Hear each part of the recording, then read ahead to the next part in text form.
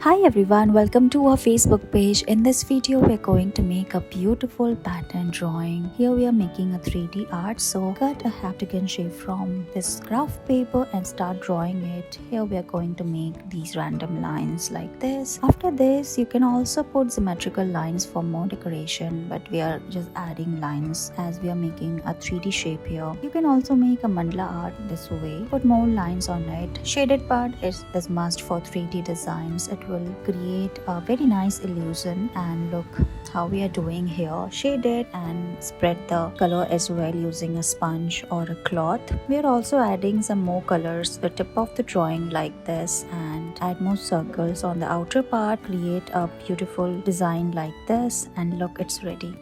Let's make pattern drawing in an easy way. So first cut this heptagon shape from white paper. Now draw a square at the center. Similar way, add more lines. We are making a 3D artwork here. Complete the box according to the lines like we're doing here. Take a very sharp pencil or a pen. Now we are going to add more lines and shade for the illusion, and look, it is already looking so beautiful, and look, it's done.